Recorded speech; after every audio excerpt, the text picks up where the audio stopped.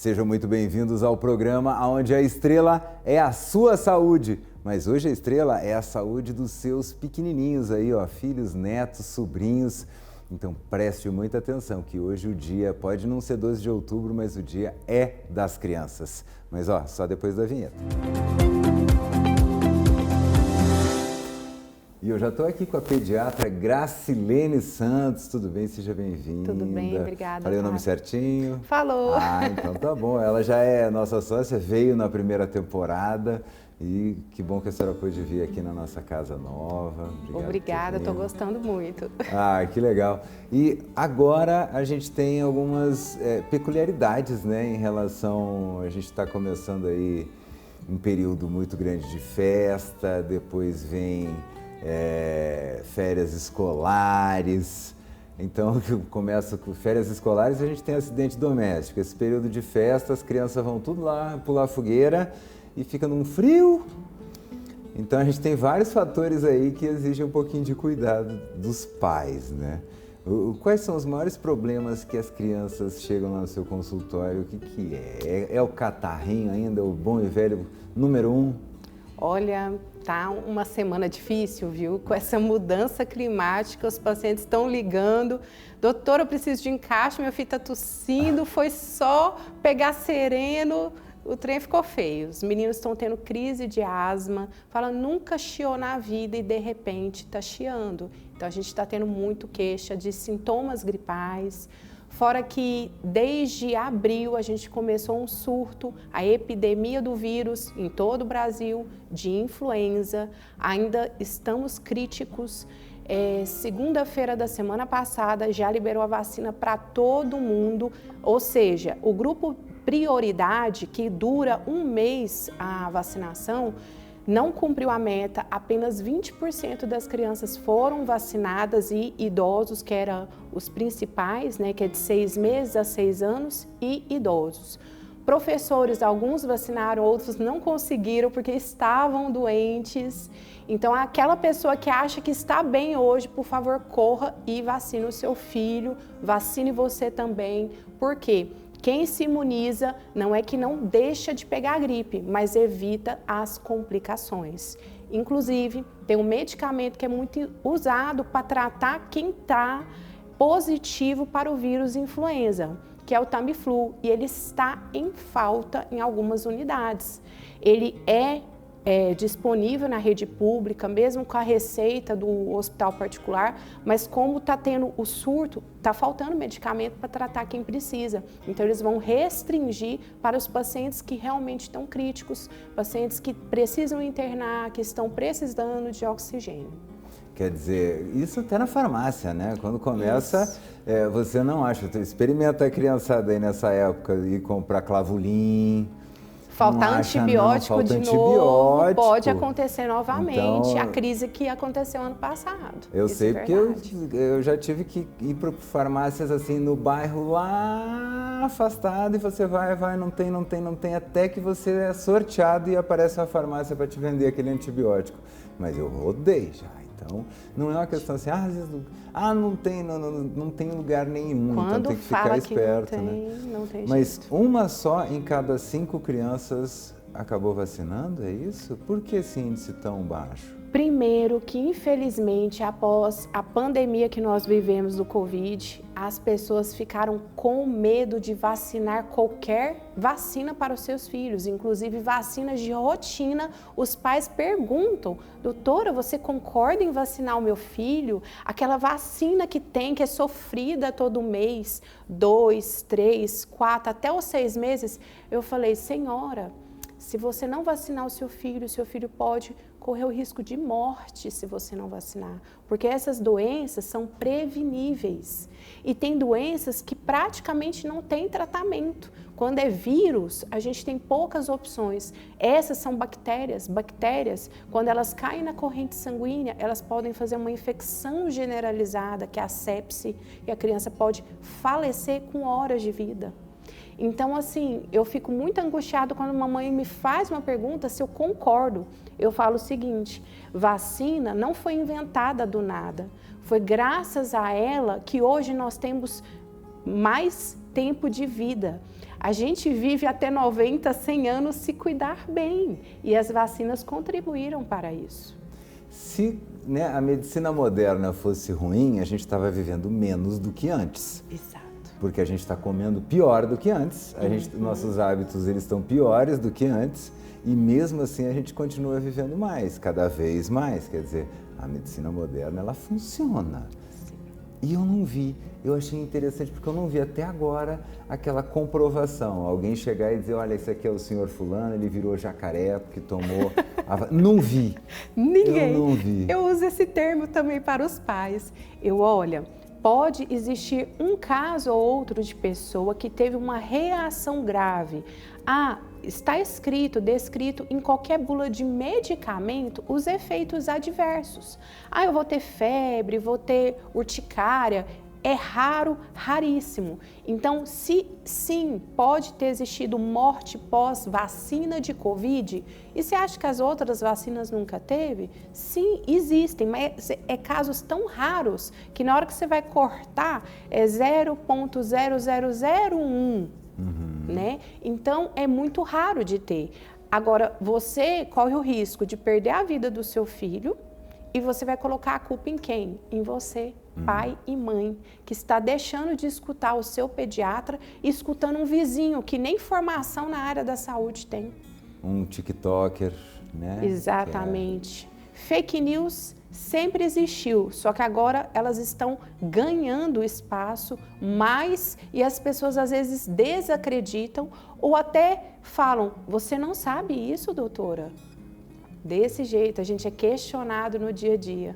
A gente acredita, porque, cara, chega cada coisa no nosso WhatsApp aqui. Vocês não vão falar do negócio da égua que cura o câncer e não sei o quê. Olha, doutor, eu vou pesquisar aqui, já lhe respondo.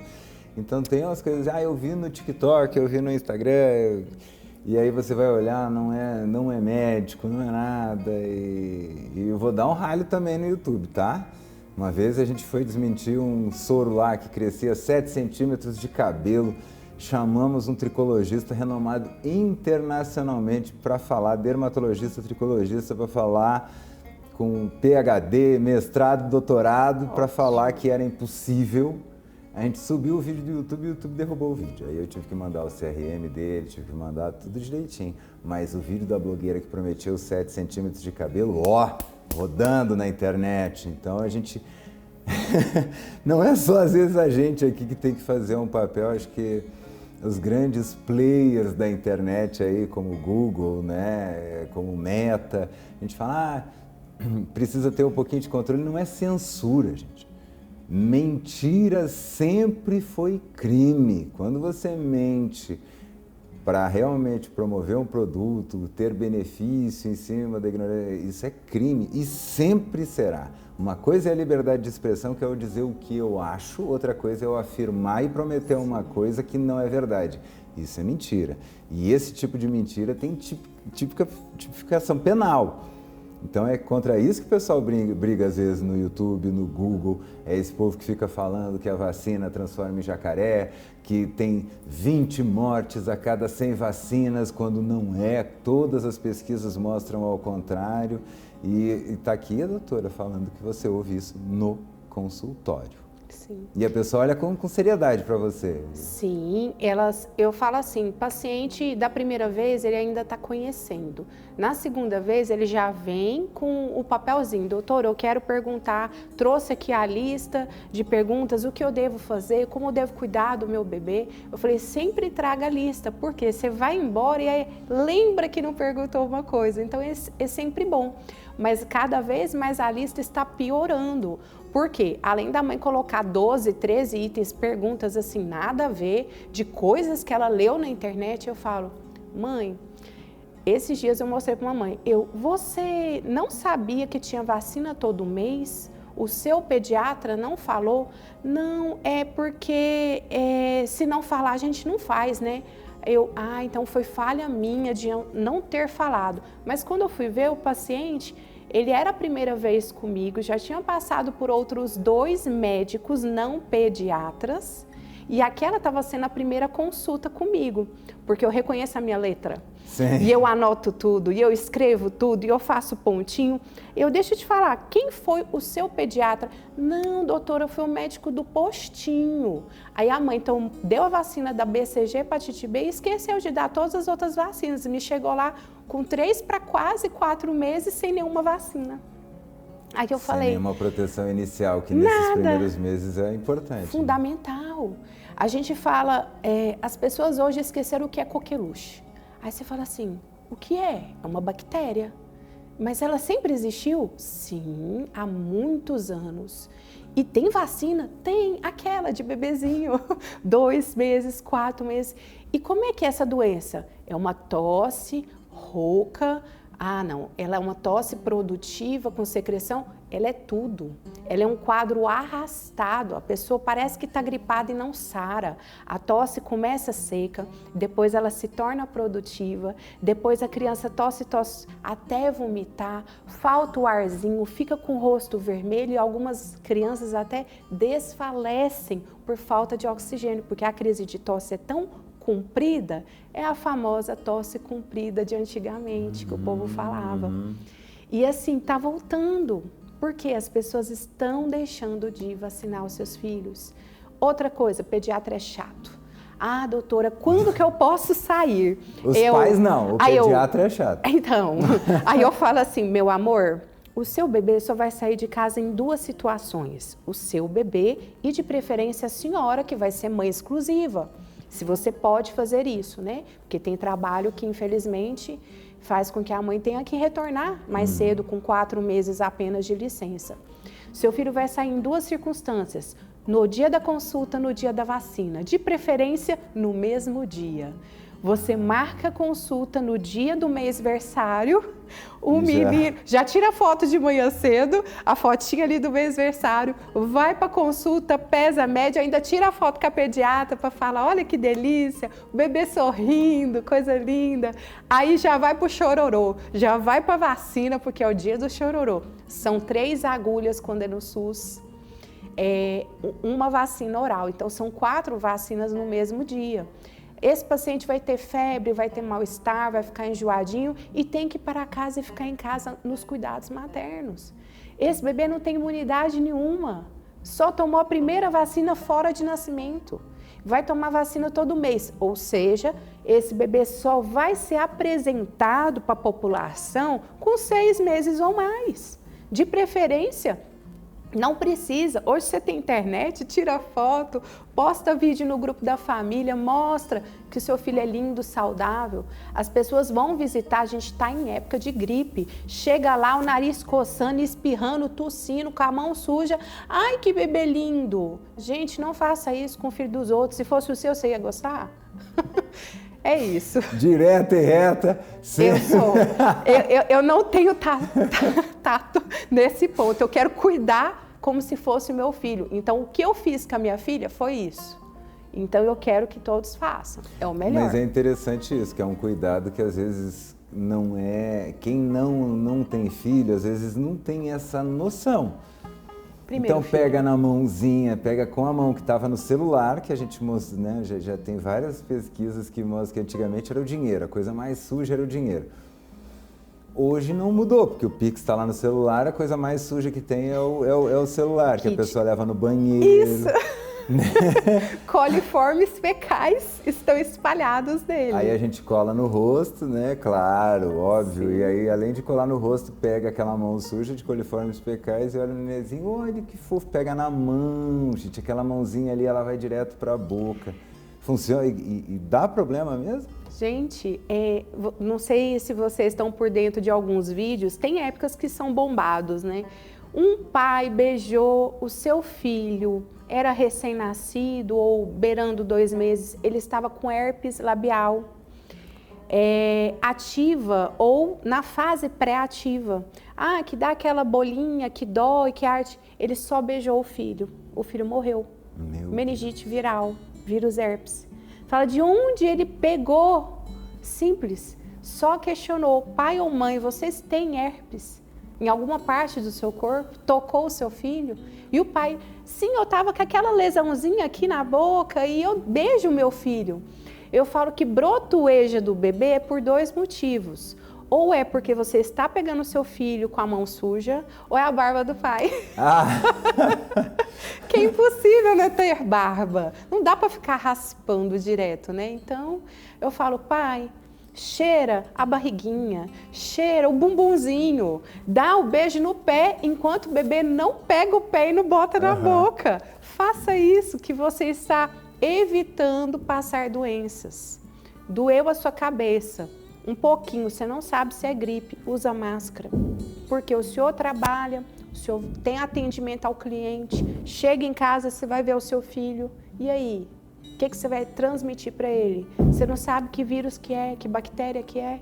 Então use máscara, durma no quarto separado, evita esse contato muito íntimo se você está sentindo alguma coisa de ruim no seu corpo, porque já é um aviso. O senhor já está com a doença instalada e a maioria das transmissões ou são via aerosóis ou via gotículas de saliva. Tem um nome até todo chique, né? Esse negócio que a gente não enxerga, mas tá saindo uma babinha ali, ó, que fica tem algumas que a gente até enxerga, né? A gente vai ter que usar um guarda-chuva para falar com a pessoa. Mas tudo isso, principalmente nos primeiros meses. Olha só, você tem a tuberculose no Brasil. É uma doença que não está erradicada. A gente considera muito comum em idosos, né, ou pessoas imunossuprimidas, que são geralmente pessoas portadoras do vírus HIV.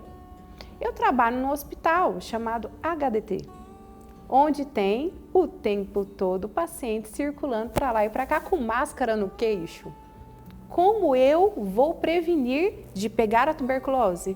Usando a minha máscara a todo momento. Então eu trabalho de máscara, de vez em quando meu nariz está machucado, meu rosto está machucado. Não é só a Covid que machucava a gente, não. É o trabalho em si.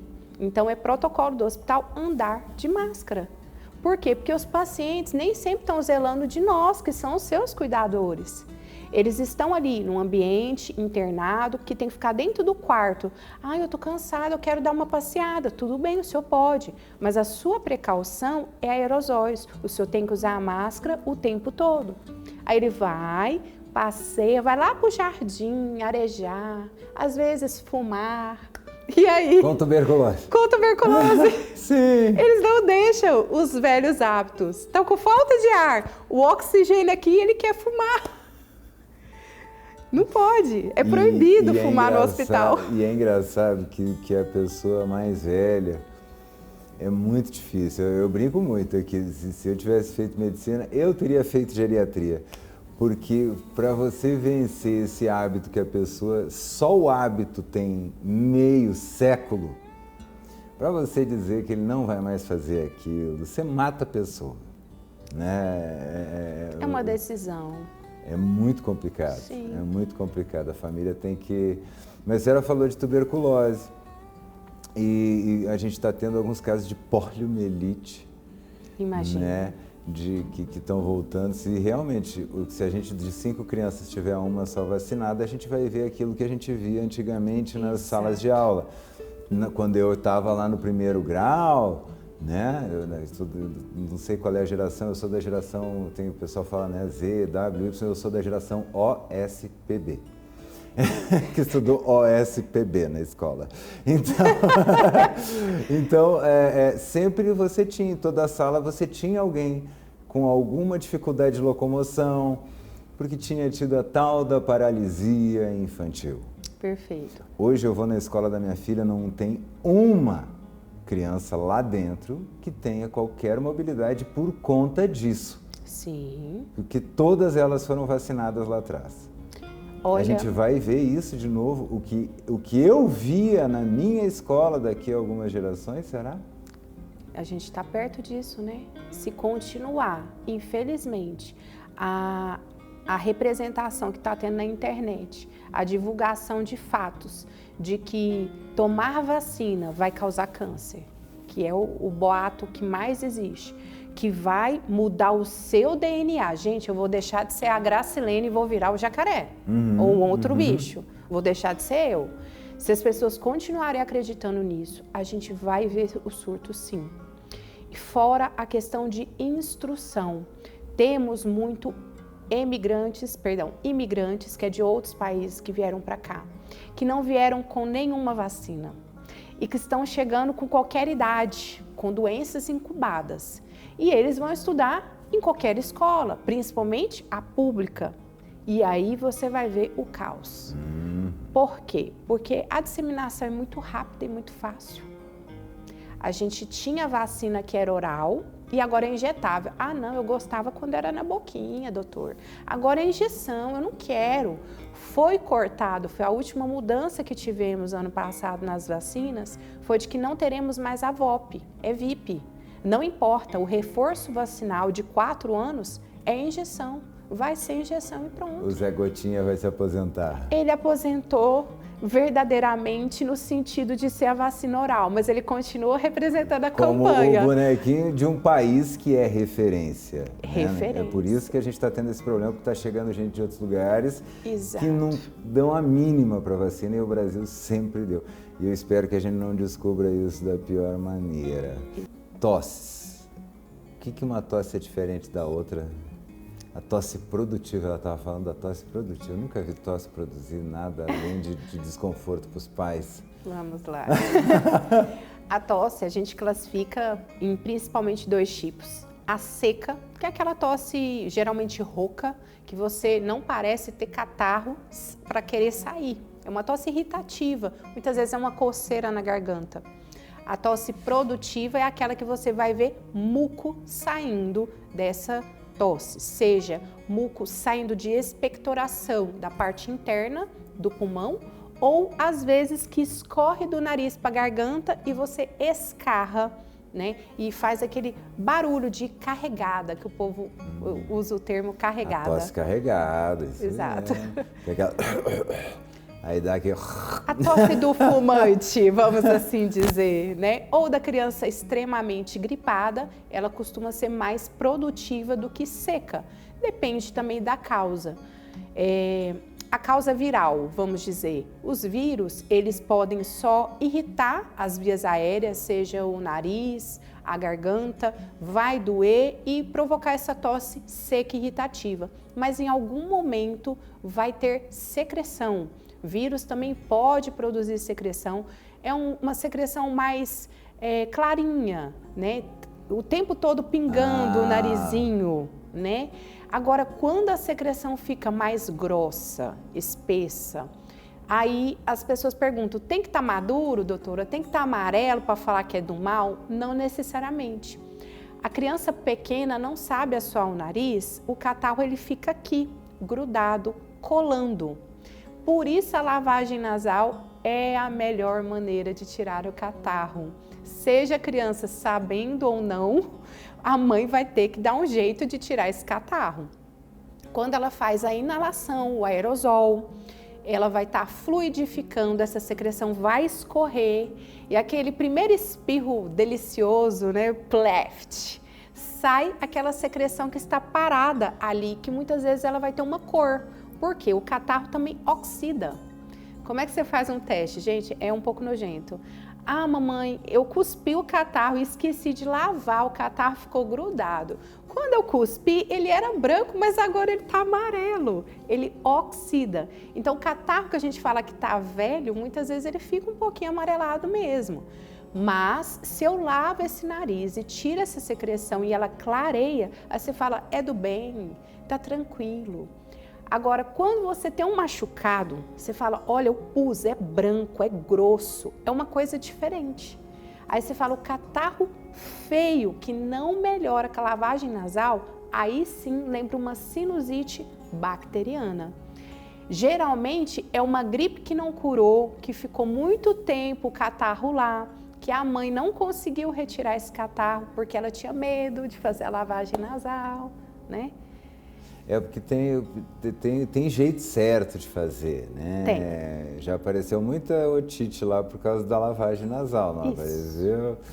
Eu vi um vídeo esses dias, a mulher apertou com tanta força que o menininho segurou o ouvido, quer dizer, encheu de água, de líquido aquele ouvido. Pressão foi forte. Então, os métodos atuais e antigos, vamos lá.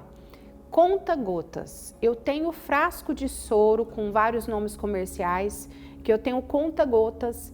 Antigamente a gente falava, pinga uma gotinha em cada narina, não adianta nada. 3 gotinhas já melhorou. 1/3 ou metade do conta-gotas, aí eu vou estar lavando efetivamente esse nariz. A criança é um bebê, ele está deitado, eu pingo o soro de um lado, espero ele respirar deglutindo esse soro, vai lavar, desobstruir imediatamente, ele vai engolir esse soro com essa secreção. Um pouquinho de cá, um pouquinho de cá. Eu falei no máximo meio conta-gotas, já estou desentupindo o nariz do bebê. Perfeito. Doutora, seringa você gosta? Adoro. Mas eu uso em qualquer bebê? Não. Eu falo que a criança tem que ser boazinha, compreender, deixar você fazer. A minha filha é maravilhosa. Eu com 6 meses... Ó a propaganda! Eu com 6 meses, ela teve o primeiro resfriado, eu coloquei ela sentadinha na pia, ela olhando pro espelho. A mamãe, né, segurou assim a cabecinha dela, inclinou a cabecinha um pouquinho para frente, peguei a seringuinha, lavei. Entrou de um lado, saiu do outro. Pronto, limpei imediatamente. A partir de 6 meses, a criança tem sustentação do corpo, ela vai contribuir se ela for uma criança boazinha como a minha e não vai ficar agitada. E abrir a boquinha é importante. Se a criança fica cerrada e fecha, a pressão vai todinha para o ouvido. Aí pode doer ou até mesmo desencadear um problema no ouvido, seja dor ou até infecção. Às vezes, você não está levando totalmente o catarro para lá, você está levando o soro com catarro. Então vai lavar, mas vai gerar desconforto e a gente não quer causar desconforto no filho. Não. Aí mas inventaram. Às vezes precisa. Às vezes precisa. Eu falo que gritando, chorando, com a boca aberta, tá ótimo, porque aí já vai impedir de dar essa pressão. E a inclinação. A boca aberta é importante. Eu peguei uma mãe que ela fez tudo errado. Ela deixou a filha virar a cabeça para trás. Eu, misericórdia, o que você fez? Aí retifica, vai diretamente pro ouvido. Então essa inclinação, a anatomia é muito importante. Como fazer? Inclinado para frente, um pouquinho lateralizado também pode, não tem problema, vai facilitar. E para evitar a pressão, abrir a boquinha. Pronto. Quando eu faço o método garrafa, que é o mais atual de todos, mas na verdade ele já existia, só que não era garrafa, era um vidro. É da época, gente, mais de 100 anos atrás, era um vidro, assim, tinha um nome especial, mas enfim, hoje é garrafinha que a gente fala. A garrafinha, ela tem de 2 tamanhos, o infantil que é 120 ml e o adulto que é 240 ml. Você pode colocar água filtrada e comprar o sachêzinho, colocar lá dentro para virar soro, ou você poderia pegar simplesmente uma garrafa de soro fisiológico que tu compra na farmácia. Não inventa, gente, compra o soro, não inventa. Coloque na garrafinha, apertou tudo certinho. Qual é a técnica? A garrafa não pode ser apertada de uma vez. Você tem que fazer um movimento suave de compressão e parar no meio do caminho. É o suficiente. Inclino novamente, boquinha aberta da criança ou do adulto que vai fazer, encaixou na narina, vai sentir subir e descer do outro lado. Começou a descer, já está lavando. Então, enquanto você está nesse processo, está sentindo, parou, ainda está saindo. Tira a vasilhinha, terminou, pede para a criança fazer o full, né? Para fora. Ela vai aprender. Minha filha aprendeu com 2 anos e meio a suar o nariz. Eu achava que era impossível, mas eu acho que é questão de comunicação. Tem criança que consegue só desenvolver isso com 4, 5 anos, mas é questão de explicar, ensinar, mostrar, igual natação. A importância. Mostrar a importância. Exatamente. Gente, infelizmente o nosso programa voou, acabou, mas eu queria que a senhora deixasse nas suas redes sociais, se o pessoal quer mais dicas, quiser seguir a senhora. Olha, eu respondo mensagem, pode mandar qualquer pergunta que tiver ou outro assunto que vocês tenham dúvidas. Gracilene Pediatra pelo Instagram ou mesmo pelo Facebook, Gracilene Santos. E com essas dicas a gente se despede, até o próximo programa, um grande beijo.